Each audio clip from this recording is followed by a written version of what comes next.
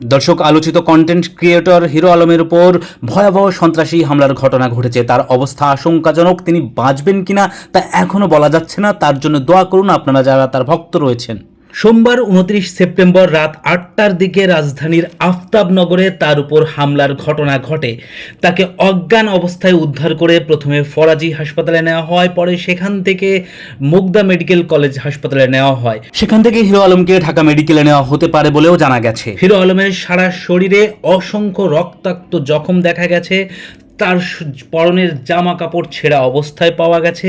আমরা তার আহত অবস্থার ছবি এবং ভিডিও হাতে পেয়েছি, কিন্তু এই ধরনের ছবি ভিডিও প্রকাশ করলে ইউটিউব কন্টেন্টে ভায়োলেশন ধরতে পারে, তাই আমরা সেটি প্রকাশ করছি না। চিকিৎসকরা জানিয়েছেন হিরো আলমের অবস্থা আশঙ্কাজনক। তারা যথাসাধ্য চেষ্টা করছেন। নির্দিষ্ট একটা সময় পার না হওয়া পর্যন্ত তার অবস্থা কোন দিকে যাচ্ছে সেটি বলা যাচ্ছে না। দর্শক, তবে হিরো আলমের উপর কারা কেন হামলা চালিয়েছেন সেটি এখনও জানা যায়নি। আমরা সে ধরনের কোনো তথ্য পেলেই আপনাদেরকে জানিয়ে দিব। আপাতত হিরো আলমের জন্য আপনারা দোয়া করুন, আমরাও দোয়া করছি। হিরো আলম যেন দ্রুত সুস্থ হয়ে আমাদের মাঝে ফিরে আসেন সেই কামনা রইল। আপনাদের কাছেও অনুরোধ, আমাদের চ্যানেলটি সাবস্ক্রাইব করে পাশে থাকবেন।